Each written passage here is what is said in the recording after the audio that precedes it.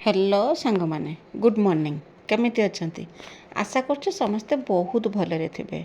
आपण समस्त को मो तरफ जय गुरु ठाकुर डाकुची आपण भलरे रुहतु सुस्थ रुहतु आपणकर पूरा दिनटी मंगलमय हो आउ भलरे भलरे कटि जाओ। तो मु भी भलरे अछि सबुदिन भलिया हेई आ गोटे सुंदर सकाळर आरंभ आउ ए सुंदर सकाळर आउ गोटे फ्रेश आ नुआ ब्लॉग को मो पुष्प आपण समस्त को स्वागत करछि।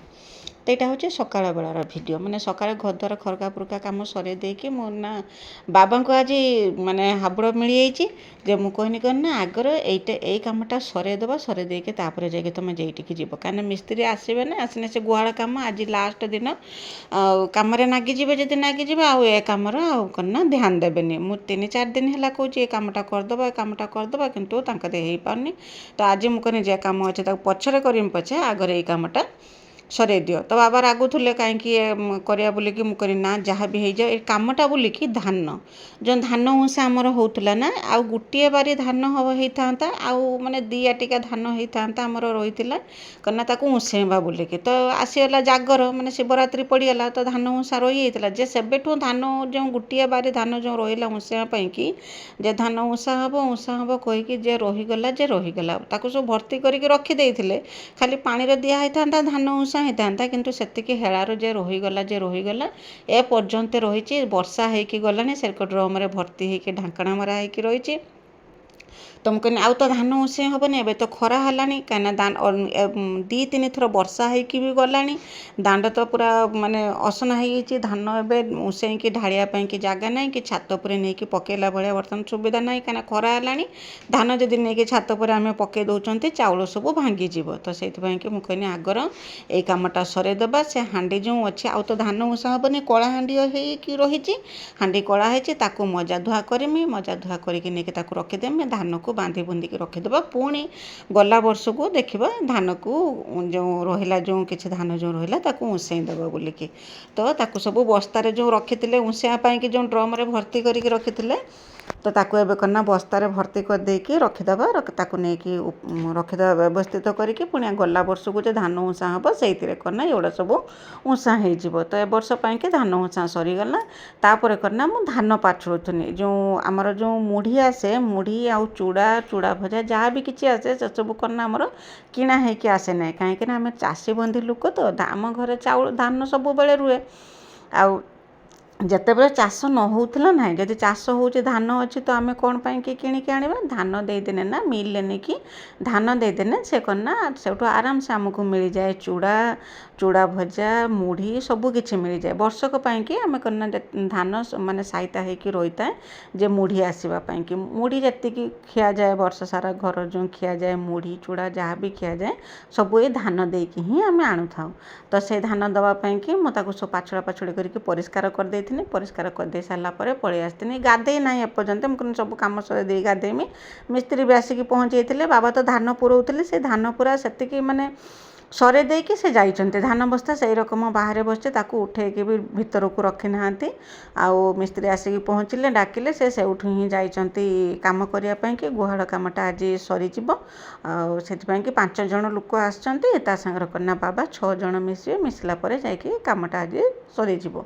तो मु भी धान पाछुड़ुनी धान पाछुड़ा कम सर देके से चा बनई चा बन देके नणंद मु 2 जन भी चा टे पीदेले चा पी दे सारापर मुझे एठी कौन करथिन ना पियाज किणिकी आनथिले बाबा। तो 2 दिन है आनलेनी पियाज किणिकी एबे करना जो नुआ पियाज जो बाहर टी सस्तार मिलूची पियाज आउ बाबा जाइथिले बजार जाइथिले आम तो एठी तो दुकान मानक तो मिलूना किंतु बजार को चलिए सेठी करना सस्तार टिके मिल जाए पियाज रसुण टमाटो आलू जहाँ भी किसी हो टिके सहजरे मिल जाए सहज सुविधा मिल जाए। तो बाबा जाइथिले सेठू करना पियाज और रसुण घिनिकी आसथिले मु ताकू करना सब बाहर करके व्यवस्थित करके रखुनी कहीं से रकम बस्तार बंधा होगी ना सब खराब हो पचिज कौन कर नुआ पियाज ताको सब बाहर करके आउ बाछि बुछिकी केटा भल केटा खराब तो सब बाछि बुछिकी सब चुपा बाहर करदेकी मुझे करना नहीं कि गोटे जगार मेले देकी रखीदेनी रकम कि पवन बाजिब से करना खराब हम ना तापर से कमटा सरे दे सारापर मुझे सीधा पलि आसती टियल पाखक टियल पाखे आज करना बेडसीट 2टा बाहर करती सफा करने कि मत ମୋତେ ନାଗିଲା ଯେ ସେ ଦୁଇଟା ମଇଳା ହେଇଗଲାଣି। ମୁଁ କହିନି ଆଜି ବାହାର କରିଦେଇକି ସଫା କରିଦେମି। ସଫା କରିଦେଇ ସାରିକି ତାପରେ କିନା ଗାଧୁଆ ପାଧୁଆ କରିମି। ବାସନ ବି ଏପର୍ଯ୍ୟନ୍ତ ଧୋଇ ନାହିଁ, ବାସନ ବି ରହିଛି। ମୁଁ ସେପଟର ଯେଉଁ ଧାନ ପୁର ହେଉଥିଲା ଆଉ ଯେଉଁ ଧାନ ଯେ ପାଛୁଡ଼ା ହେଉଥିଲା ବହୁତ ସମୟ ଲାଗିଯାଇଥିଲା। ମୁଁ ଗାଧୋଇକି ଆସିଲା ବେଳକୁ 10:30 ବାଜିଯାଇଥିଲା, ମିଛ କଥା କହିମିନି, କିନ୍ତୁ 10:30 ବାଜିଯାଇଥିଲା। ମୁଁ ଆଉ ତରକାରୀ କରିପାରିଥିଲିନି ଖାଇବା ପାଇଁକି। ମାନେ ସମସ୍ତେ ଆମେ ଜଳଖିଆ ଖାଇ ଦେଇଥିଲି, ନା ରୁଟି ବନେଇ ପାରିଥିନି ନା ତରକାରୀ ବନେଇ ପାରିଥିନି। ସବୁ କାମ ସରେଇ ଦେଇକି ଗାଧୋଇକି ଆସିଥିନି। ଆଉ ଆସିଲା ବେଳକୁ ବାବା ଅଲରେଡ଼ି ସେତେବେଳକୁ ତାଙ୍କୁ ଭୋକ ଲାଗିଥିଲା, ସେ ବି ସେଠି କାମରେ ଲାଗିଥିଲେ, କିଛି ଖାଇଥିଲେନି କିଛି। ତ ବାବା କନା ଚୁଡ଼ା ଭଜା ଖାଇଥିଲେ, ନଣନ୍ଦକୁ ମୁଢ଼ି ଦେଇଥିନି ଖାଇବା ପାଇଁକି। ଆଉ ମୁଁ କ'ଣ କରିଥିନି ନା ଆଣିକି ପଖାଳ ଖାଇ ଦେଇଥିନି। ତ ଗଲା କାଲିର ତରକାରୀ ଥିଲା, ଶାଗ ଖଡ଼ରା ଆଉ କ'ଣ ତରକାରୀ ଥିଲା, ତାକେଇକି ନଗେଇକି ମୁଁ କନା ରାତିକା ତରକାରୀ ଦେଇଥିଲା, ତାକେ ନଗେଇ ମିକିଲି ମୁଁ 2 ଜଣ ପଖାଳ ଖାଇ ଦେଇଥିଲି। ବାସ୍ ଏଇ ରକମ କାମ କରୁ କରୁ ସମୟ କେତେବେଳେ ହେଇଯାଉଛି ଜଣା ବି ପଡ଼ୁନାହିଁ। ମୁଁ କହୁଥିଲି ନା ଦିନ ଯେତେ ବଡ଼ ହେଉଛି କାମ ସରିବାର ନାଁ ଧରୁନି। ଏଇସବୁ ଯେଉଁ ଖୁଟୁରୁ ମୁଟୁରୁ ଯେଉଁ ଛୋଟ ବଡ଼ ଯାହା ସବୁ କାମ ଅଛି ସେସବୁ ନ ସରିଲା ପର୍ଯ୍ୟନ୍ତ ମଣିଷକୁ ଟିକେ ଫୁର୍ସତ ମିଳିବନି। ମାନେ କାମ ତ ଚାଲିଛି ତା ସାଙ୍ଗର ଘର କାମ ସାଙ୍ଗର ବାହାର କାମ ତାକୁ ସବୁ ସମ୍ଭାଳି ସାରିଲା ବେଳକୁ କେତେବେଳେ ସକାଳୁ ମାନେ ସଞ୍ଜ ବାଜିଯାଉଛି ଜଣା ବି ପଡ଼ୁନି। ତ ବାସନକୁସନ ଧୁଆଧୁଇ କରିକି ରଖିଦେଇ ସାରିକି ତାପରେ ଯେଉଁ ବେଡ଼ସିଟ୍ 2ଟା ମାଡ଼ିଥିନି ଯେଉଁ ସଫା କରିବା ପାଇଁକି ତାକୁ ସବୁ ସଫା କରିଦେମି। ସଫା କରିକି ତାକୁ ଶୁଖେଇ ସାଖେଇ ଦେଇକି ତାପରେ ଯାଇ ଗାଧୁଆ ପାଧୁଆ କରିମି। ଆଜି ରୋଷେଇବାସ ବି ଲେଟ୍ ହେଇଥିଲା, ବହୁତ ଲେଟ୍ ହେଇଥିଲା। ଆଉ ଶୀଘ୍ର ରାନ୍ଧିବାଟା ବି କିଛି ମାନେ ଥିଲାନି ସେରକମ, କାହିଁକିନା ଯେପର୍ଯ୍ୟନ୍ତ ମିସ୍ତ୍ରୀ ନ ଯିବେ ସେ ପର୍ଯ୍ୟନ୍ତ ଖିଆପିଆ କରିହେବନି। ସେମାନେ ଯାଇସାରିଲା ପରେ ତାପରେ ଯାଇକି ଖିଆପିଆ କରିବା। ତ ସେଥିପାଇଁକି ମୁଁ ଧୀରେ ସୁସ୍ଥେ ବି ରୋଷେଇ କରୁଥିଲି, କାହିଁକିନା ସେମାନେ 2ଟା ବେଳେ ସବୁବେଳେ ଯାଆନ୍ତି, ସବୁବେଳେ ତ 2ଟାରେ ଯାଆନ୍ତି। ଆଜି କିନ୍ତୁ 2:30 ବେଳେ ସେମାନେ ଯାଇଥିଲେ। ସବୁ କାମ ସରେଇ ଦେଇକି ତାପରେ କନା ମୁଁ ଆସିକି ଆପଣଙ୍କ ସାଙ୍ଗରେ ଭେଟ ହେଉଛି। ଗାଧୁଆ ପାଧୁଆ ସରେଇକି ଖିଆପିଆ ସରିଲା ପରେ ତାପରେ ମୁଁ କହିନି କନା ଟିକେ ସମୟ ହେଉଛି ରେଷ୍ଟ ନେମି 10-15 ମିନିଟ୍, ତାପରେ ଯିମି ରୋଷେଇ କରିବା ପାଇଁକି। ତ ରେଷ୍ଟ କ'ଣ କରିମି, ତ ନଣନ୍ଦ ଭାଉଜ 2 ଜଣ ବସିକି ଗୋଟେ ନାଗିଚେ ଗୋଟେ କାମର, ସେ କାମଟା ବୋଲିକି କନା କୁହନ୍ତି ନା ସେରକମ ତ କିଛି କାମ ନାହିଁ, କିଛି ଆବଶ୍ୟକ ବି ନାହିଁ, କିନ୍ତୁ ଭଲ ଲାଗେ ବୋଲିକି ସେ କାମଟା କରୁଥିଲେ। ବୋଲିକି ଯେଉଁ କଷି ଆମ୍ବ ଯେ ଏବେ ଯେଉଁ ଗଛରୁ ଯେଉଁ ଖସିକି ପଡ଼ୁଛି ପବନ ହେଲା ବେଳକୁ, ସେ କଷି ଆମ୍ବ କନା ମୋ ଜଣେ ପୁତୁରା ବୋଉ ତାଙ୍କ ଗଛର ହେଇଥିଲା। ଆଉ କନା ବହୁତ ସାରା ଆମ୍ବ ତାଙ୍କ ଗଛରେ ଖସି ପଡ଼ିଥିଲା, କାହିଁକିନା ତାଙ୍କର ବହୁତ ଆମ୍ବ ଗଛ। ଆଉ ସିଏ କିଛି ଆମ୍ବୁଲ କରିଥିଲେ, ଆଉ ମୋତେ କହିଲେ କନା ତମେ ନେଇଯିବ, ତମେ ବି କିଛି ଆମ୍ବୁଲ କରିଦେବ, କାହିଁକିନା କଷି ଆମ୍ବୁଲ ହେଲେ ପଖାଳ ସାଙ୍ଗର ଯେଉଁ ଆମ୍ବୁଲ କଞ୍ଚା ଲଙ୍କା ଦଳିକି ପଖାଳ ଖାଇଦେଲେ ପୁରା ଜମିଯିବ। ତ ସେଇଥିପାଇଁକି ଯେତେବେଳେ ମୋ ଶାଶୁ ଥିଲେ ମାନେ ଛୋଟ ଯେତେବେଳଠୁ ଆମ୍ବ ଗଛରେ ମାନେ ଧରି ହେଲା ଭଳିଆ ହେବ ସେବେଠୁ ସେ କନା ବସିକି 1-2ଟା ଆମ୍ବ ପାଇନେ ବି ତାକୁ ଆଣିକି ଛଡ଼େଇକି ସେ ଲୁଣ ପାଣିରେ ପକେଇକି ଆମ୍ବୁଲ କରିଦେଇକି ଟିକେ ଦିଅନ୍ତି। ପଖାଳ ଖାଇଲା ବେଳେ ସମସ୍ତଙ୍କୁ ଦିଅନ୍ତି ଯେ ଆମ୍ବୁଲ ବନେଇଛନ୍ତି। ସମସ୍ତେ ବି ନେଇକି ଟିକେ ତାଙ୍କ ପାଖରୁ ଖାଆନ୍ତି। ଆଉ ମୋର ବି ଦେଖିକି ଲୁଭ ହେଲା ସେ ଆମ୍ବ। ଏବେ ତ ଆମ୍ବ ତ ଏତେ ଛୋଟ ନାହିଁ, ତଥାପି ବଡ଼ ହେଲାଣି। ଆଉ ମୁଁ ସେଇ ଆମ୍ବକୁ ଘିନି ଆସିଥିଲି, ଘିନି ଆସିକି ନଣନ୍ଦ ଭାଉଜ 2 ଜଣ ମିଶିକି ତାକୁ ଛଡ଼େଇଥିଲେ। ବେଶୀ ନୁହେଁ, ଅଳ୍ପ ଛଡ଼େଇଥିଲେ, ଯେତିକି ଛଡ଼େଇ ହେବ ସେତିକି ଛଡ଼େଇକି ତାକୁ ସବୁ ଧୁଆଧୁଇ କରିକି ରେଡ଼ି କରିକି ରଖିଦେଇକି ଲୁଣ ପାଣିରେ ମୁଁ ପକେଇ ଦେଇଥିଲି। 2-3 ଦିନ ଖରାରେ ଦେଲା ପରେ କନା ସେଟା କନା ଖାଇବା ଉପଯୋଗୀ ହେଇଯିବ। ଆଉ ଯେଉଁ ଗରମ ଦିନର ପଖାଳ ସାଙ୍ଗକୁ ଏ ଯେଉଁ କଅଁଳି ଆମ୍ବୁଲର ଯେଉଁ ସ୍ୱାଦ ଯେଉଁ ପୁରା ଚମତ୍କାର, କହିଲା ବେଳକୁ ପାଟିରୁ ଲାଳ ବୋହି ଆସୁଛି। ଏତେ ସୁନ୍ଦର ଲାଗେ ଖାଇବା ପାଇଁକି, କିଛି ଦରକାର ନାହିଁ, କେବଳ ଆମ୍ବୁଲ କଞ୍ଚା ଲଙ୍କା ଆଉ ତା ସାଙ୍ଗର ରସୁଣ 2 ଫୁଟା ହେଲେ ତ ପଖାଳ ପୁରା ମାନେ ଉଡ଼ିବ ଆଉ ପଖାଳ ବେଲା। ତାପରେ ସେଠି ଆମ୍ବ କାମ ସବୁ ସରେଇ ଦେଇକି ଏପଟେ ଭାତ ବି ବସେଇ ଦେଇଥିଲି। ଭାତ ହେଇସାରିଥିଲା। ଭାତ ହେଇସାରିଲା ପରେ ମୁଁ କନା ଆସିକି ଏଠି ଚୁଲି ନଗେଇ ଦେଇକି, ଚୁଲି ତ ନଗେଇକି ଭାତ ବି ମୁଁ ତାରି ଭିତରେ ବସେଇ ଦେଇଥିଲି ସମୟ ବାହାର କରିକି। ଭାତ ବସେଇଲାକୁ ମୋତେ ଆଜି 12ଟା ହେଇଯାଇଥିଲା, କାହିଁକିନା ମିସ୍ତ୍ରୀ ଯେ କାମ କରୁଥିଲେ ନା, ମୁଁ ଯାଇକି ତାଙ୍କରି ପାଖରେ ଟିକେ ଯାଇକି ଠିଆ ହେଇଯାଇଥିଲି, ଦେଖୁଥିଲି। ଆଉ ବହୁତ ପରିଶ୍ରମ କରୁଥିଲେ, କାହିଁକିନା ଖରା ବହୁତ ଜୋର ହେଇଥିଲା ନା। ସେ ଖରାରେ ସେ ଯେଉଁ କାମ କରୁଥିଲେ ଆଉ ଦେଖିଲେ ଭାରି ମାନେ ଦୁଃଖ ବି ଲାଗୁଥାଏ। କେତେ ଖରାର ଏତେ ଯେଉଁ ପରିଶ୍ରମ ଯେଉଁ କରୁଥାନ୍ତି ତ ଯାହା ହଉ ମୁଁ ତାଙ୍କରି ପାଖରେ ଯାଇକି ଟିକେ ସମୟ ଠିଆ ହେଇଥିଲି। ଆଉ ଠିଆ ହଉ ମୋତେ ହେଇଥିଲା, ମୁଁ କ'ଣ ନା ଗାଧୋଇକି ଆସିଲା ବେଳକୁ 10:30 ବାଜିଯାଇଥିଲା। ତାପରେ ଖିଆପିଆ ଏସବୁ କାମ ଦାମ ଭିତରେ ସବୁ କାମ ସରାଇଲା ବେଳକୁ ମୋତେ କ'ଣ ନା 12ଟା ହେଇଯାଇଥିଲା। ତ ଯାହା ହଉ ଭାତ ତରକାରୀ ତ ରନ୍ଧାବଢ଼ା ସରିଯାଇଥିଲା, ଖିଆପିଆ କରିଦେଇଥିଲେ। ଖାଇକି ଉଠିଲା ବେଳକୁ 4ଟା ହେଇଯାଇଥିଲା, ମିଛ କଥା ନୁହେଁ ସତ କଥା, 4ଟା ହେଇଯାଇଥିଲା। କାହିଁକିନା ମିସ୍ତ୍ରୀମାନେ ଯାଇଥିଲେ 2:30 ବେଳେ, ତାପରେ ନଣନ୍ଦ ସେଠି ବସିକି କଥା ହେଲେ। ଆମେ ଯେହେତୁ ଡେରିରେ ଖାଇଥିଲେ ଭୋକ ଲାଗିଥିଲାନି, 3ଟା ବେଳେ ଖାଇବାକୁ ଆସିଲେ। ଆଉ ଖିଆପିଆ ସରିକି ଆମେ ନଣନ୍ଦ ମୁଁ 2 ଜଣ କଥାବାର୍ତ୍ତା ହଉ ଦିନ 4ଟା ବାଜିଗଲା ଆସିକି। ତ ସେଠୁ କ'ଣ ନା ମୁଁ ସିଧା ପଳେଇ ଆସିଥିଲି। ଆଉ ଗୋଟେ ଆଜି କ'ଣ ନା ଦ୍ୱିପହରେ 10 ମିନିଟ୍ ବି ସୁଦ୍ଧା ରେଷ୍ଟ ନେବା ପାଇଁକି ସମୟ ମିଳିଥିଲାନି। ତ ସେଇଠି ବସିକି କଥାବାର୍ତ୍ତା ହଉ କେତେବେଳେ 4ଟା ବାଜିଗଲା। ଆଉ ମୁଁ କ'ଣ ନା ସିଧା ପଳେଇ ଆସିଥିଲି ବାଡ଼ିକି ଆସିଲା ବେଳକୁ ଯେଉଁ ବର୍ଷା ଯେ ହେଇଗଲା, ଯେଉଁ ମଝିରେ ଯେଉଁ ଦୁଇଥରକି ଯେଉଁ ବର୍ଷା ହେଇଗଲା, ସେଇଥିପାଇଁ କ'ଣ ନା ବାଡ଼ିରେ ଘାସ ପ୍ରବଳ ଘାସ ହେଇଛି। ସେ ଘାସ ସବୁ ଦେଖିକି ମାନେ ନେଇ କହିନି ଏବେ ତ କ'ଣ ନା ମାଟିଟା ଟିକେ ହାଲକା ଅଛି ନା, ଏତେ ଜୋରୁ ଟାଣ ଖରା ହେଇନାହିଁ। ତ ଘାସ ଗଛ ଯେଉଁ ହେଇଛି ତାକୁ କ'ଣ ନା ଉପାଡ଼ି ଦେଲା ବେଳକୁ ସେସବୁ ଉପୁଡ଼ି ଯାଉଛି। ତ ସେଇଥିପାଇଁକି ମୁଁ ପଳେଇ ଆସିନି ବାଡ଼ିକି। ଘାସ ସବୁ ଉପାଡ଼ି ଦେମି, ଏଗୁଡ଼ା ସବୁ ନଉ ପାରୁନି ନା, ତାର ଯେଉଁ ମଞ୍ଜି ହେଇଯିବ ସେ ମଞ୍ଜି ସବୁ ପଡ଼ିକି ପୁରା ବାଡ଼ି ସାରା ଘାସ ହେଇଯିବ।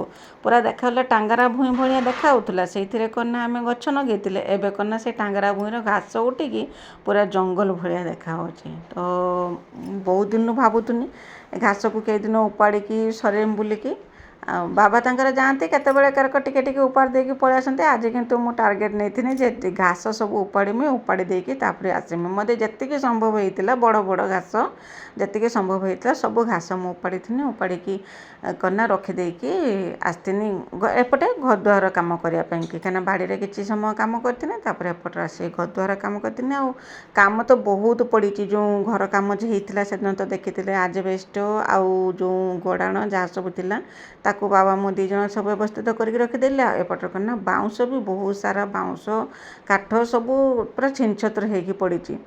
ତାକୁ ବି ବାବା ମୁଁ 2 ଜଣ ବି କିଛି ବ୍ୟବସ୍ଥିତ କରିକି ରଖିଛି। ଆଉ କିଛି ସେଇ ରକମ ଖୋଲା ହେଇକି ରହିଛି। କେତେବେଳେ ସମୟ ମିଳିଲେ ଆଉ ତାକୁ କ'ଣ ନା ଆଉ ଏତେ ନାହିଁ, ଆଉ ଅଳ୍ପ ସ୍ୱଳ୍ପ ଅଛି ରଖିବା ପାଇଁକି। ଆଉ କେତେବେଳେ ସମୟ ମିଳିଲେ ତାକୁ ବି ବ୍ୟବସ୍ଥିତ କରିକି ରଖିଦେବା। ଆଉ କିଛି କ'ଣ ନା ବର୍ଷା ଦିନ ପାଇଁକି ସାଇତିକି ବି ରଖିବା। କାହିଁକିନା ବର୍ଷା ହେଇଗଲା ବେଳକୁ ନା ଜାଳିବା ପାଇଁକି ଅସୁବିଧା ହେଉଛି। ଏବେ ତ ଘର ହେଇଗଲାଣି, ଆଉ କିଛି ଅସୁବିଧା ନାହିଁ। ଜାଳ କାଠ କିଛି ନହେଲେ ଜାଳ କାଠ କିଛି ତ ନେଇକି ତା ଭିତରେ ରଖିହେବ। ତ ସେଠୁ ମୁଁ ପଳେଇ ଆସିଥିଲି। ପଳେଇ ଆସିକି ଘରଦ୍ୱାର ଖରକା ପୁରକା କରିଥିଲି। ଖରକା ପୁରକା କରିସାରିକି ତାପରେ ବେଳୁள்ள ଯେତିକି ସବୁ ମୋର କାମ ଥିଲା ସେସବୁ କାମ ମୁଁ ସରେଇଥିଲି। ତ ଏଇ ରକମ ଦିନଟି କଟି ହେଉଛି ସକାଳଠୁ ସନ୍ଧ୍ୟା। କେତେବେଳେ ଦିନ ଚାଲିଯାଉଛି ଜଣା ବି ପଡ଼ୁନି କାମ କରୁ କରୁ। ଆଉ ଏତେ ବଡ଼ ଦିନ ହେଲାଣି ତଥାପି ବି ଦ୍ୱିପହରେ ଶୋଇବା ପାଇଁକି ଟିକେ ମାନେ ରେଷ୍ଟ ନେବା ପାଇଁକି ସମୟ ମିଳୁନି। ଆହୁରି ବି ତ ଦିନ ବଡ଼ ହେବ। ଏବେ କ'ଣ ନା ଏତେ ମାତ୍ରାର ଗରମ ବି ହେଇନାହିଁ। ଏ ପର୍ଯ୍ୟନ୍ତ ଗରମ ବି ଯେତେ ମାତ୍ରା ଯେଉଁ ଗରମ ଗୁଳୁଗୁଳି ହୁଏ ବର୍ଷା ଯୋଗୁରୁ ସେତେ ଗରମ ଗୁଳୁଗୁଳି ହେଇନାହିଁ। ତ ଆଗକୁ ତ ଗରମ ବି ବଢ଼ିବ, ଦିନ ବି ଆହୁରି ବି ବଢ଼ିବ। ତ ଦେଖିବା ସେତେବେଳେ ଯଦି ସମୟ ମିଳିବ କ'ଣ କରିବ ଏରକମ। ତାପରେ ଗାଈ ବାଛୁରୀ ସେଠି ବନ୍ଧା ହେଇଥିଲା। ବାଛୁରୀକି ଆଣିକି ଆମର ତ ନୂଆ ଗୁହାଳ ଯେ ବନା ହେଇଛି ତା ଦେହରେ ବାନ୍ଧି ଦେଇଥିଲି। ସେ ବି ଆଜିଠୁ ବର୍ଷା ହେଲେ ବି ତାଙ୍କୁ ବି ଆଉ ଡର ଭୟ କିଛି ନାହିଁ। ତାଙ୍କ ଚିନ୍ତା ବି ଏବେ ଗଲା। ସେ କ'ଣ ନା ନିଶ୍ଚିନ୍ତରେ ତାଙ୍କର ଗୋଟେ ଘର ହେଇଗଲା, ସେ ଘର ବି ସେ ରହିବେ। ଆଉ କିଛି ତାଙ୍କ ପାଇଁକି ବି ଆଉ କିଛି ଚିନ୍ତା ନାହିଁ। ଆଉ ଏପଟରେ କ'ଣ ନା ମୁଁ ସବୁ କାମ ସରେଇ ଦେଇକି ସିଧା ପଳେଇ ଆସିଥିଲି ଟ୍ୟୁବଲ୍ ପାଖକୁ। ଘରଦ୍ୱାର ଖରକା ପୁରକା ଯେତିକି ସବୁ କାମ ଥିଲା ସବୁ ସରେଇ ଦେଇଛି। ବର୍ତ୍ତମାନ କେବଳ ଟ୍ୟୁବଲ୍ ପାଖର କାମ। ତ ଗାଧେଇକି ଯେଉଁ ଲୁଗା ଯେଉଁ ପକେଇଥିଲେ ମିକିଲି ପକେଇଥିଲେ ଆଉ ନଣନ୍ଦଙ୍କର ଲୁଗା ଥିଲା, ସେ ଲୁଗା ବି 2 ଖଣ୍ଡ ମୁଁ ମାଡ଼ି ଦେଇଥିଲି। ଆଉ ମୁଁ କହିଲି ଲୁଗା ଧୋଇଲା ବେଳେ ତାକୁ ସବୁ ସଫା କରିଦେମି। ତ ଦ୍ୱିପହରେ ଯେ ଖିଆପିଆ ହେଲା ବାସନକୁସନ ତାକୁ ସବୁ ଥିଲା। ମୁଁ ତ ପଳେଇ ଯାଇଥିଲି ବାଡ଼ିକି କାମ କରିବା ପାଇଁକି। ଆଉ ଏପଟରେ କିନା ଲୁଗା ବି ଥିଲା ତାକୁ ସବୁ ଧୋଇକି ଶୁଖେଇଦେମି। ଆଉ ବାସନକୁସନ ଧୁଆଧୁଇ କରିମି। ଧୁଆଧୁଇ କରିକି ତାପରେ ଯାଇକି ଲୁଗାପଟା ଧୋଇକି ଘରକୁ ଯିବି। ଏତିକି ସବୁ କାମ ସରି ସାରିଲା ବେଳକୁ ମୋତେ ସନ୍ଧ୍ୟା ବାଜି ଯାଇଥିଲା। ସବୁଦିନ ମୋତେ କ'ଣ ନା ମୁଁ ଲୁଗାପଟା ଧୋଇକି ଯେତେବେଳେ ଶଙ୍ଖ ମାରିବେ ସମସ୍ତେ ସେତେବେଳେ କ'ଣ ନା ମୁଁ ଲୁଗାପଟା ଧୋଇକି ଯାଉଥିମି। ତ ଆପଣଙ୍କୁ ଲାଗୁଥିବ କାମ ସବୁ ଶୀଘ୍ର ଶୀଘ୍ର ହେଇଯାଉଛି ବୋଲିକି, କିନ୍ତୁ ଶୀଘ୍ର ଶୀଘ୍ର କାମ ହେଉନି। କାମ ବହୁତ ଲେଟ୍ ମାନେ ତା ହିସାବର କାମ ହେଉଛି। ମୁଁ ଭିଡ଼ିଓକୁ ସ୍ପିଡ଼ କରିଦେଉଛି ଆଉ ଛୋଟ କରିକି ଆପଣଙ୍କ ସାମ୍ନାରେ ପ୍ରେଜେଣ୍ଟ କରୁଛି, ସେଇଥିପାଇଁକି ଆପଣଙ୍କୁ ଲାଗୁଥିବ। ତ ଆଜି ଦିନଟି ମୋର ଏମିତି କଟିଲା। ଆଶା କରୁଛି ଭିଡ଼ିଓଟି ଆପଣଙ୍କୁ ପସନ୍ଦ ଆସିଥିବ। ଯଦି ପସନ୍ଦ ଆସିଥିବ ଚ୍ୟାନେଲକୁ ସବସ୍କ୍ରାଇବ୍ କରିକି ଭିଡ଼ିଓକୁ ଲାଇକ୍ ଟିକେ କରିଦେବେ। ଆଉ ଛୋଟ ସ୍ନେହ ଭରା କମେଣ୍ଟରେ ମୋ ପାଇଁ ଲେଖିଦେବେ ଯେ ମୋ ଭିଡ଼ିଓ ଆପଣଙ୍କୁ କେମିତି ଲାଗୁଛି ବୋଲିକି। ତ ଆଜି ପାଇଁ ରହୁଛି। ଦେଖା ହେବ ଆସନ୍ତାକାଲି ନୂଆ ଆଉ ଗୋଟେ ଫ୍ରେଶ୍ ବ୍ଲଗ୍ରେ। ସେ ପର୍ଯ୍ୟନ୍ତ